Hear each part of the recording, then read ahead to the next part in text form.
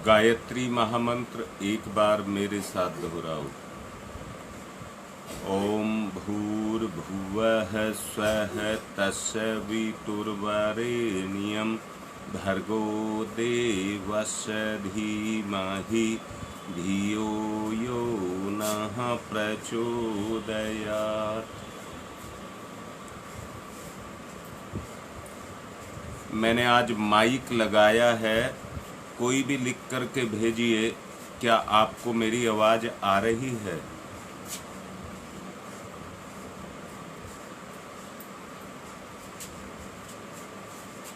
दोबारा से कोई भी लिख करके भेजिए, क्या मेरी आवाज आपको साफ आ रही है?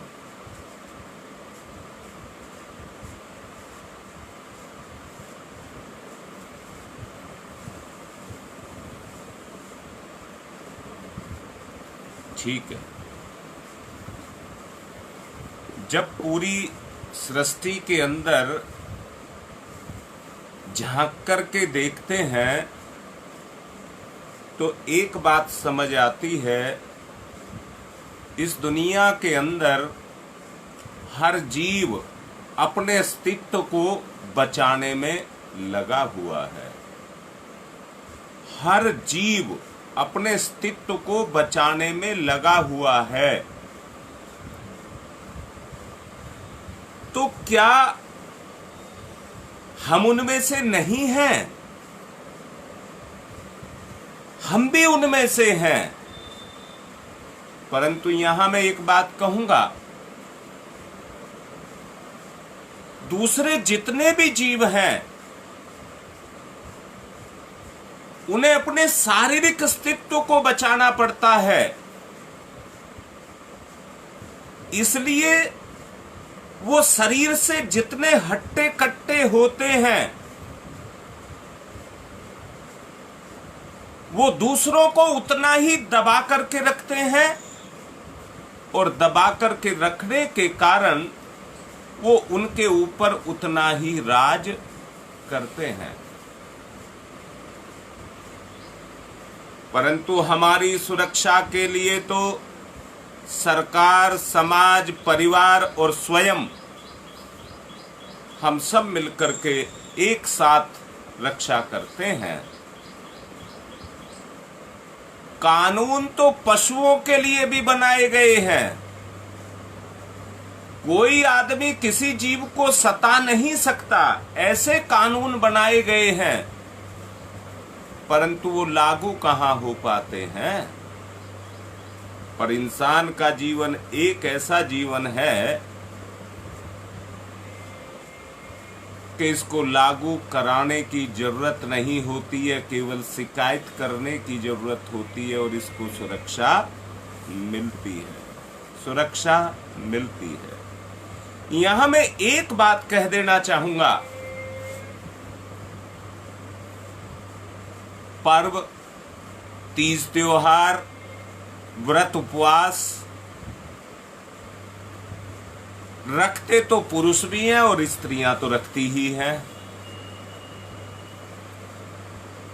अगर पुरुष कोई उपवास रख रहा है तो वो अपने लिए रखता है, और स्त्री अगर कोई उपवास करती है, त्योहार मनाती है या कोई किसी भी तरह का पूजा पाठ करती है तो वो अपने लिए नहीं करती है, अपने परिवार को बचाने के लिए करती है, अपने परिवार को बचाने के लिए करती है। सच को देखेंगे तो वो अपने पति के लिए करवा चौथ का व्रत भी करती है और अपने बेटे के लिए होली का व्रत भी करती है। परंतु बेटी के लिए तो नहीं करती। भेद की बात मैं आपसे कह रहा हूं। मैं अस्तित्व बचाने की बात आपसे कर रहा हूं। अस्तित्व बचाने की बात मैं आपसे ये करना चाहता हूं कि मैंने शुरू में कहा था कि हमारे अस्तित्व को बचाने के लिए सरकार से लगाकर उन मुझ तक जो भी है सब इंसान की रक्षा करने के लिए लगा हुआ है।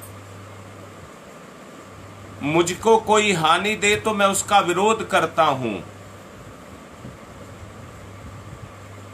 परंतु एक सच को जानिए, इंसान का जीवन और पशु के जीवन में फिर कोई अंतर नहीं रह गया, क्योंकि पशु अपने शरीर की रक्षा करता है और हम भी अपने शरीर की रक्षा करते हैं।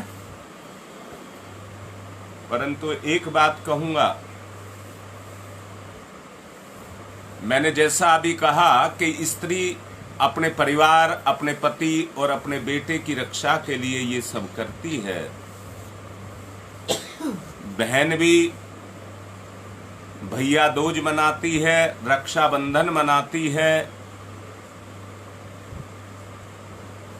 यहां मैं एक बात स्पष्ट कर देना चाहता हूं, अगर इसी तरह का एक परंपरा समाज में संस्कार के रूप में पड़ जाए, अपने अस्तित्व की नहीं, अपनों के अस्तित्व की रक्षा की जाए, अपने की नहीं कहा है, अपनों के अस्तित्व की रक्षा की जाए, तो ये परिवार या हमारा दाम्पत्य जीवन एक मूल आधार बन जाए सरसता का मूल आधार बन जाए। उसमें एक ऐसी बरसात जो मधुरता के रूप में सबके ऊपर होती रहे, एक ऐसा वातावरण बनकर के खड़ा हो जाए। मैं अपने से लगाकर और सभी पुरुषों तक को कहता हूं,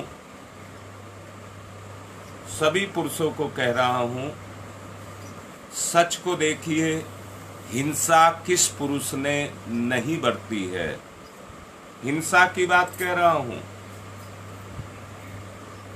ज्यादा नहीं बोल रहा उस क्षेत्र में, पर ये कह रहा हूं कि सब ये सोच करके देखिए, हिंसा किसने नहीं बरती है। परंतु सच बताओ, हिंसा से जो पैदा होगा वो क्या पैदा होगा? वो हिंसा ही पैदा होगी, हिंसा ही पैदा होगी। और हिंसा से हिंसा पैदा होते होते होते आज जो स्थिति बनकर के खड़ी हो गई है, आज वो स्थिति बनकर के सामने खड़ी है जो हमारे पारिवारिक संबंधों को निगल रही है। आज संबंध टूटते हुए चले जा रहे हैं। एक बात कहना चाहूंगा, आज से 50-60 साल पहले ऐसा कोई कहीं कोई किस्सा सुना होगा कि जहां पर तलाक हो गया हो। मैं यहां रोक करके एक बात कहता हूं, हिंदी कोश के अंदर कोई ऐसा शब्द नहीं है। ये तलाक शब्द भी जो है उर्दू का है, डाइवोर्स अंग्रेजी का है, पर हिंदी कोश के अंदर कोई शब्द ऐसा नहीं है जिसमें एक दूसरे का संबंध बिछो हो, संबंध टूटे, ऐसा कोई भी शब्द नहीं है। अर्थात हमारी संस्कृति में संबंध विच्छेद वस्तुओं के लिए तो है, परंतु दाम्पत्य जीवन में कोई संबंध विच्छेद नहीं है। हमारी संस्कृति ये कहती है कि ये रिश्ते ऊपर घड़े जाते हैं, और हम मानते भी हैं कि जब तक इसका समय नहीं आता, सब कुछ निर्धारित है, किसके साथ होना है, कब होना है, सब कुछ निर्धारित है। परंतु बताइए, क्या हमारी संस्कृति ने यह भी निर्धारित किया है कि आपका रिश्ता टूट जाएगा, साथ ही मर तो जाएगा, परंतु रिश्ता छोड़ेगा नहीं। अंदर से देखो, अंदर से देखो। परंतु आज आदमी की जो मानसिक स्थिति की बात मैं कह रहा था, अभी मैं कह रहा था कि इस दुनिया के अंदर अगर आपको जिंदा रहना है तो प्रतिकूलताओं से आपको लड़ना ही, संघर्ष करना ही पड़ेगा। आप कोई भी नहीं बच सकता। मैं कहता हूं पेड़ पौधे से लगाकर इंसान तक विपरीत परिस्थितियों से कोई बच नहीं सकता। जितने भी शरीर में जीव हैं उन सब के साथ उनके कर्म लगे हुए हैं, उन सब के साथ उनके कर्म लगे हुए हैं। होता क्या है, जैसे ही शरीर जीवंत होता है वह मिला किसके लिए है? उन कर्मों को भोगने के लिए और उनसे छुटकारा पाने के लिए। दो बात मैंने कही है, भोगना और छुटकारा पाना। उन दोनों के लिए हमको ये शरीर मिला है। इसलिए जीवन की शुरुआत होते के साथ ही हमें प्रतिकूलताओं का मुकाबला करना पड़ेगा, उनसे संघर्ष करना पड़ेगा। अब यहाँ पर जो संघर्ष है वो शारीरिक संघर्ष नहीं है, वो मानसिक संघर्ष है। परंतु मैं ये कह रहा हूं कि आज के पुरुष ने ये गलती की है। क्या गलती की है? उसने क्रूरता को बरता, उसने क्रूरता को बरता। जहां उसको, मैं दो शब्द का नाम ले रहा हूं, दो शब्द बोल रहा हूं।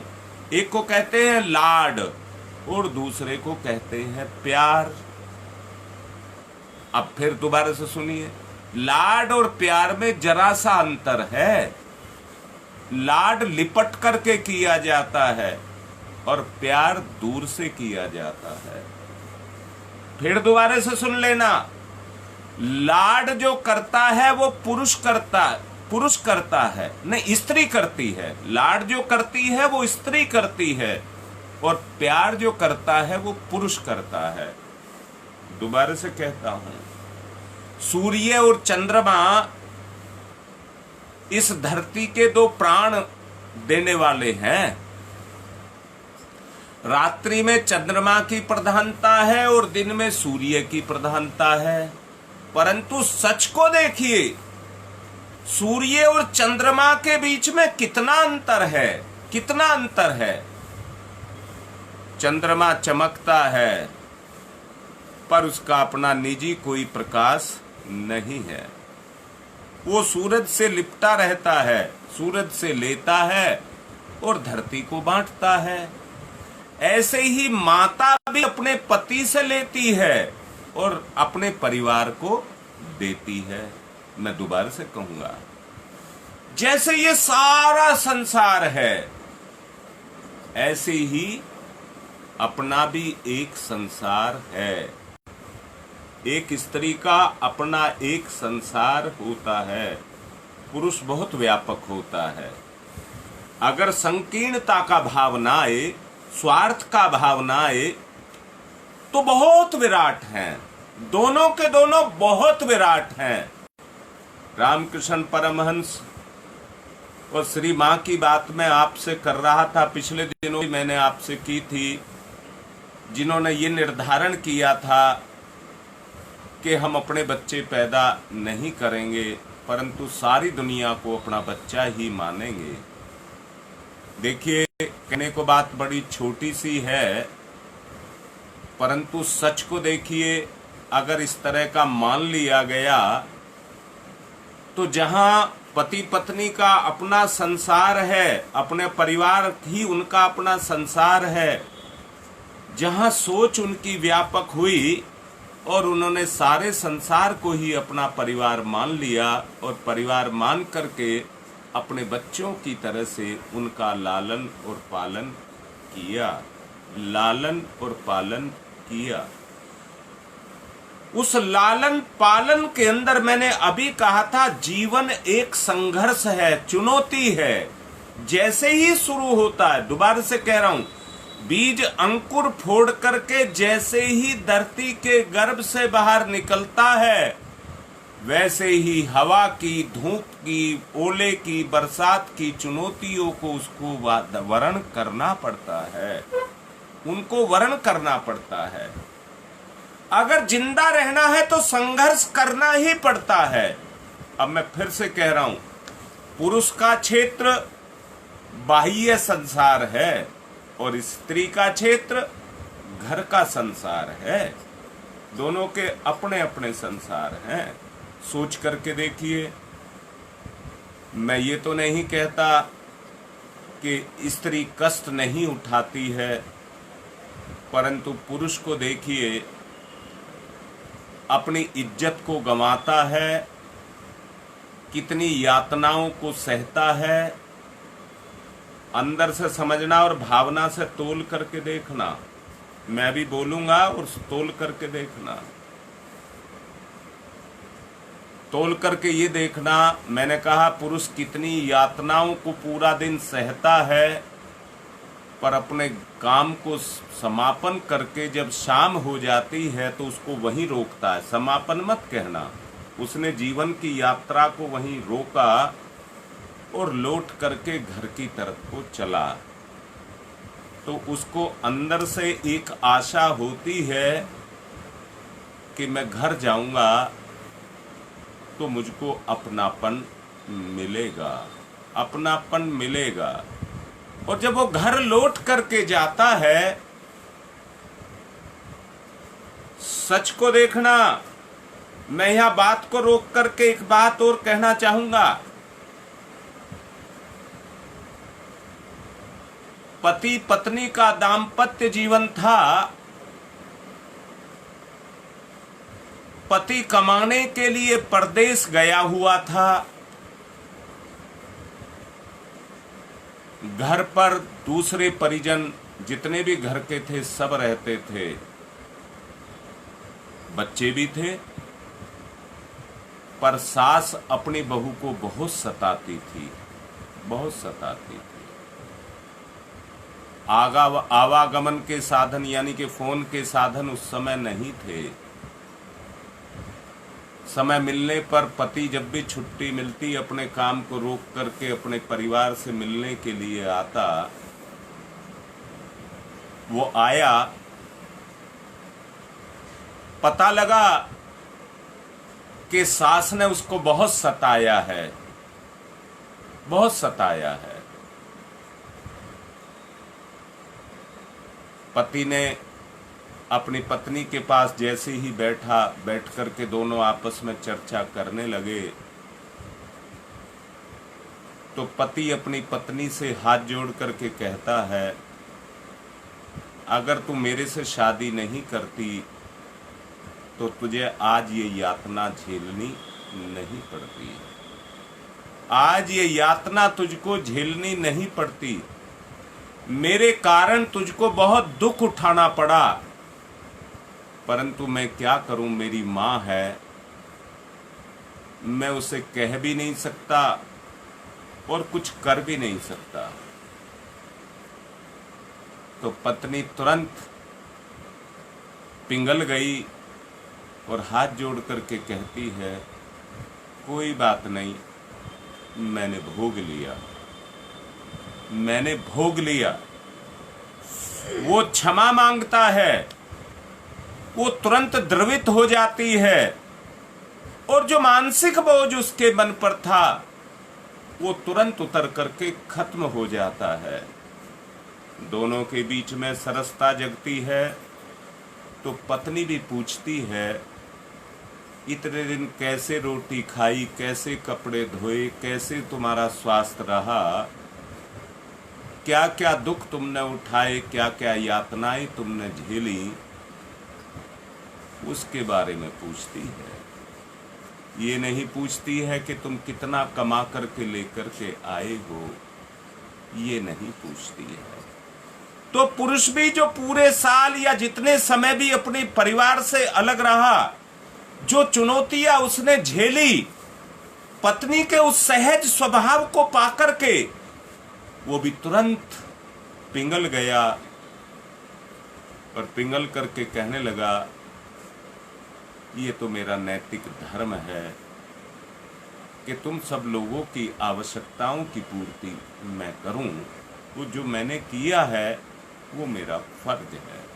अब मैं दोबारा से कहता हूं, अगर वहां स्वार्थ होता, अगर वहां पर स्वार्थ होता तो दोनों एक दूसरे पर छीटा कसी करते। तेरे कारण अगर तू मेरे से शादी हो करके नहीं आती तो मुझे इतनी यातनाएं झेलनी नहीं पड़ती। और वो भी कहती मेरे भाग्य फूट गए थे उस दिन जिस दिन मैंने तुमसे शादी की थी। आज मुझे कितनी यातनाएं झेलनी पड़ रही है। मैं फिर से कह रहा हूं, जिंदगी संघर्ष है, चुनौती है।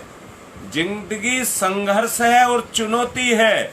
मैंने अभी कहा था, जो हमारे कर्म हैं वो हमारे भाग्य से लगे हुए हैं। जैसे ही जीवन की शुरुआत होती है वैसी ही वो चुनौतियां हमारे सामने आकर के खड़ी हो जाती हैं। हर किसी को अपनी जिंदगी के साथ लगी हुई उन चुनौतियों को झेलना पड़ता है। उन चुनौतियों को झेलना पड़ता है और चुनौतियों को झेलने के कारण जो अंदर से मजबूती आती है, चुनौतियों को झेलने के कारण जो करुणा, मैंने कल आपको बताया था, उदारता का गुण बताया था, उदारता का गुण बताया था और ये कहा था वो पाचक तत्व है, वो पाचक तत्व है, पोषक तत्व है जो जीवन का, मन का पोषण करता है। जब वो तत्व पैदा हो जाता है तो जितने भी संघर्ष आते हैं, जो भी कष्ट आते हैं, उनको तुरंत झेल करके आत्मा पचा लेती है, पचा लेती है। मैं फिर से कह रहा हूं, कैसे कैसे कर्म हमने करके रखे हुए हैं। अगर अपनी जिंदगी के सब कर्मों को काटना है तो ईमानदारी से देखिए, हमारा जीवन मुसीबतों और झंझटों के अंदर रखा हुआ है। कोई पैदा नहीं कर रहा है, कोई कुछ नहीं कर रहा है। जो हो रहा है वो सब नसीब से हो रहा है। उसके अंदर हमारा भाग्य काम कर रहा है। जो सच्चा है, जो सत्य के रास्ते पर चलता है, वो भोगी नहीं हो सकता। सत्य का रास्ता वही रास्ता है जो त्याग के आधार पर चलता है, जो त्याग पर चलता है, वही सत्य मार्ग है। हम किसी भी स्थिति में सत्य के मार्ग को नहीं छोड़ेंगे, सत्य के मार्ग को नहीं छोड़ेंगे। चाहे जितनी भर कठिनाई आए, परंतु हम सत्य के मार्ग को नहीं छोड़ेंगे। जो अड़िग होकर के, पक्का होकर के सत्य के मार्ग पर डट जाता है, मैं फिर से कह रहा हूं, एक ही चीज के दो पक्ष हैं, एक ही चीज के दो पक्ष हैं। एक छुपा है, एक प्रकट है, एक छुपा है, एक प्रकट है। यहां मैं फिर से कहूंगा, जो आप देखते हैं वो सत्य नहीं है। ईमानदार होकर के सोच करके देखना, ईमानदार होकर के सोच करके देखना। आप जिस व्यक्ति को देख रहे हैं, आपकी दृष्टि में वो व्यक्ति वैसा होगा, परंतु सत्य में वो व्यक्ति वैसा नहीं है। हमारा अपना दृष्टिकोण खराब होने के कारण हम अपने संबंध को खराब कर लेते हैं। हम अपने संबंध को खराब कर लेते हैं। क्या कहना चाहता हूं? ये कहना चाहता हूं, हर किसी के अंदर एक आत्मा बैठी है, उसी का विस्तृत रूप परमात्मा है, उसी का विस्तृत रूप परमात्मा है। अगर आत्मा का जागरण नहीं किया गया, आत्मा का जागरण आत्मा ही कर सकती है। अगर अपनी अंतरात्मा, अगर आपने दूसरे को देख करके स्वार्थी होने के कारण या अपनी तरफ झुकाव और ढलाव होने के कारण आपने दूसरे को अपने उसमें, मैंने पिछले दिनों भी कहा था, अपने गज से नापता है, अपने बट्टे से तोलता है। अगर हमारा दृष्टिकोण खराब है तो हमें दूसरे में वो कमी दिखाई देगी। अगर हम दूसरे में उस कमी को देख रहे हैं तो मैं फिर से कह रहा हूं, मैंने पिछले दिनों भी कहा था, पति पत्नी दोनों एक दूसरे का आईना है, पर आईना वो तब है जब वो सत्य के मार्ग पर चलें। जब वो सत्य के मार्ग पर चलें तब वो दोनों एक दूसरे का आईना बन जाते हैं। और यहाँ एक बात और कहूंगा कि दोनों के बीच में एक ऐसा तालमेल हो जाए, दोनों के बीच में एक ऐसा तालमेल हो जाए। कैसा तालमेल? ऐसा तालमेल जो मैंने अभी कुछ देर पहले कहा था, सच को देखना। अगर पति पत्नी एक दूसरे के लिए अपनी कुर्बानी दे दें, अपने प्राणों को न्योछावर कर दें, तो भी ये कहें कि हमने कुछ नहीं किया है, तो भी ये कहें कि हमने कुछ नहीं किया है। उत्सर्ग करना इसी को ही कहते हैं। अपने आप को अपने संबंध के लिए मिटा देना, अपने आप को अपने संबंध के लिए मिटा देना। मैं फिर से कह रहा हूं, अपने आप को नहीं मिटा रहे हैं, अपने पाप कर्मों को मिटा रहे हैं, अपने पाप कर्मों को मिटा रहे हैं। किसके आधार पर? सत्य की शान पर घिस करके, सत्य की शान पर घिस करके अपने आप को मिटा रहे हैं। मैं फिर से कह रहा हूं, जरा सच को देखना। जब व्यक्ति की सोच में से सांसारिक सोच से मतलब लोभ, मोह, काम, क्रोध, वासना, तृष्णा, ये सब निकल जाए, तो जैसे आकाश में कोई बादल ना हो, खुला आकाश हो और बादल भी हो, तो वहां ना हो जहां सूर्य हो, जहां मैं खड़ा हूं, मेरे सामने और सूरज के बीच में कोई बादल ना हो, तो जो अपना सत्य स्वरूप है वो प्रकट हो जाता है, भरभराता हुआ, दमकता हुआ। क्या शब्द मैं उसको दूं, जो एक खिलखिलाहट, एक मुस्कुराहट, एक प्रकाश के रूप में हमारे हृदय रूपी अंतराल के अंदर फैलता हुआ चला जाए, उसको सत्य कहते हैं, सत्य कहते हैं। मैं फिर से कह रहा हूं, सूरज में जो गुण है वो सत्य के आधार पर अपने आप को चलाता है, वो अनुशासन का पालन करता है, संसार का समय उसके साथ चलता है, वो समय के साथ चलता है, कैसे ही मान लीजिए। इसलिए वो सत्य पर चलता है। आज तक ठंडा नहीं हुआ, उसमें इतना तेज है कि आज तक वो ठंडा नहीं हुआ। अब मैं फिर से पूछ रहा हूं, सूरज के जैसा तेज क्या पुरुष के अंदर नहीं है? जो सूरज है वो पुरुष है, जो चंद्रमा है वो मां है। दोनों के अंदर उसी तरह के गुण हैं। अगर उसी तरह का संबंध जैसे सूरज और चंदा का संबंध है पति पत्नी का भी बन जाए, तो सोच करके देखिए कैसा जीवन होगा। मैं ये कहूं, हमारे शरीर में एक रीढ़ की हड्डी होती है जिस पर हमारा सारा ढांचा टिका हुआ होता है। ऐसे ही दाम्पत्य जीवन भी, चाहे पारिवारिक कहिए चाहे सामाजिक कहिए, विश्व की रीढ़ की हड्डी है, उसी के ऊपर सारा का सारा टिका हुआ है। परंतु ये सामंजस्य जो पैदा होता है वो परस्पर के तालमेल से पैदा होता है। मैं फिर से कहूंगा, पत्नी क्यों स्वार्थी हो गई, क्यों पैसे से लगाव करती है? मैंने लाड और प्यार की बात कहकर के रोक दिया था। अगर आप अपने पति को लाड करती हैं तो पैसे को प्यार क्यों, पति को प्यार क्यों नहीं? लाड तो आपको आपका पति से होगा। लाड और प्यार की जो प्रक्रिया है पति दूर रह करके अपने प्रभाव को देता है, पति दूर रह करके अपने प्रभाव, पुरुष, मैं कह रहा हूं पुरुष, सच को देखिए, क्या एक भाई बहन के बीच में लगाव नहीं होता है?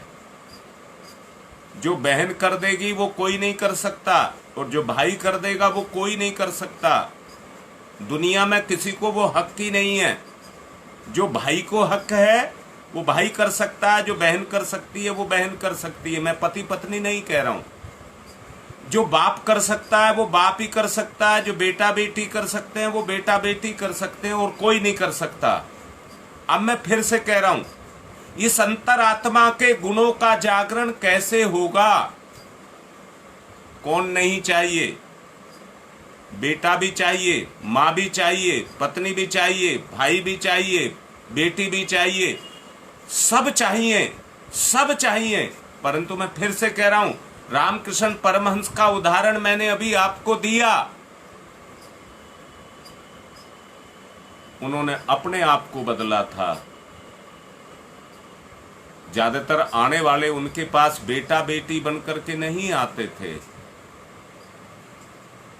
उनके पास स्वार्थ लेकर के भी आते थे ज्यादातर। परंतु उन्हीं में से जो उनके संपर्क में आ गया, दो शब्द फिर से बोल रहा हूं, उनका लाड और प्यार मिला।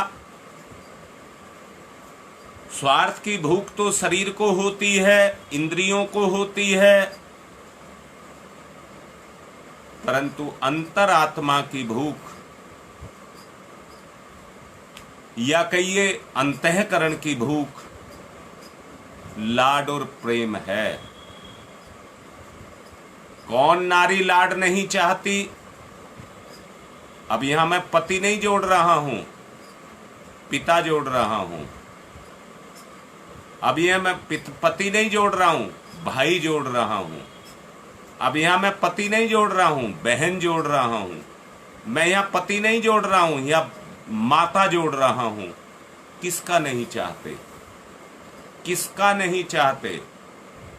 अगर ये सब आपको मिलता है, ये सब आपको मिलता है, तो मैंने कहा था ये वो पोषक तत्व है जो अपनी अंतरात्मा उस प्यास को बुझाती है, और उस प्यास को बुझने के बाद उसका अंतःकरण उस हरियाली को, उमंग को, उस बहार को महसूस करता है, शायद जिसको आज तक हमने अपने जीवन में देखा भी नहीं है, महसूस भी नहीं किया है। मैं तो कह रहा हूं एक भूख को जगाओ ना, अपनी एक अंतरात्मा की भूख को जगाओ ना। अगर उस भूख को हमने जगा लिया, वो भूख हमारे अंदर जग गई,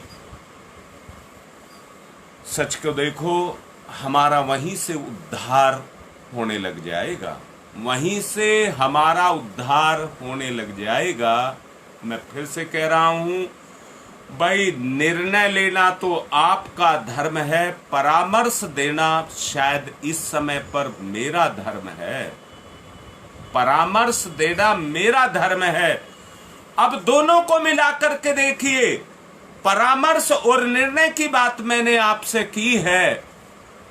अगर दोनों मिलकर के एक शक्ति बनना चाहते हैं, एक शक्ति बनना चाहते हैं, तो परामर्श और निर्णय, परामर्श लेने वाला और निर्णय करने वाला, निर्णय करने वाले आप हैं, जज आप हैं। मुझे क्या करना चाहिए ये आपको करना है, मैं परामर्श आपको दे रहा हूं। परामर्श देने वाले से निर्णय लेने वाला ज्यादा मजबूत होता है, क्योंकि उसके अंदर संकल्प जगता है। मैं फिर से कह रहा हूं, किसी की बात को सुन लेना बहुत आसान है, पर मान लेना बहुत आसान नहीं है। इसलिए मजबूत वो होता है जो तोल करके निर्णय को ले, जो तोल करके निर्णय को ले। अब मैं फिर से कह रहा हूं, अगर भूख, स्वार्थ की भूख, अनियमितताएं, अनुशासनहीनता, असंयम, ये दोष हैं, अगर इनको हम अपना करके रखेंगे तो हमारे दाम्पत्य जीवन का क्या होगा, हमारे दाम्पत्य जीवन ही मत कहिए, हमारे जीवन का क्या होगा। या मैं फिर से कहूंगा, जो करता है वो अपने लिए करता है। हर व्यक्ति को अपने कर्म को भोगना पड़ता है। यहाँ एक बात और कहूंगा, व्यवसायिक क्षेत्रों में जिस तरह से साझेदारी होती है और साझेदार बनकर के अपने व्यापार को आगे बढ़ाते हैं। पति पत्नी भी अनजान थे, परंतु आपस में मिलकर के साझेदारी कर ली और अपने हिस्से को बढ़ाना चाहिए। अगर व्यापार को बढ़ाना है, अपनी आमदनी को बढ़ाना है, तो अपने हिस्सेदारी को उसमें बढ़ाइए।